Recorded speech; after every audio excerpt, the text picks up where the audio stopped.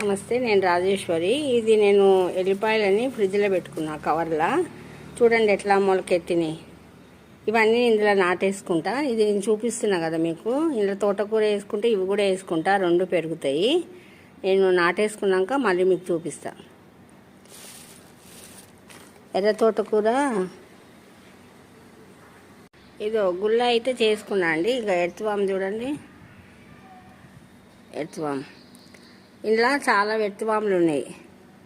ఇంక ఇట్లా అంటుంటే ఇది ఆఫ్ అయిపోయిందో మళ్ళీ ఏమో మనకు తెలియదు. ఇగో ఇందులోకి వెళ్తుంది చూడండి, ఇక అవి వెళ్తుంది. ఇదో పురుగు.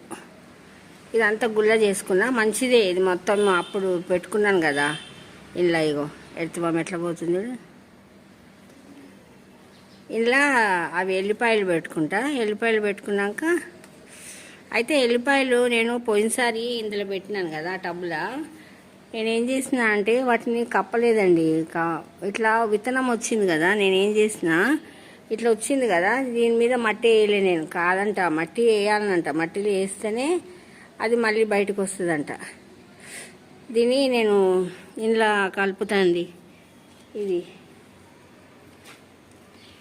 ఇలా కలిపేసి ఈ పౌడర్లో కలుపుకొని పెట్టుకుంటా. ఇది తోటకూర కూడా, తోటకూర ఇది రెండు కలిపి మీకు చూపిస్తా.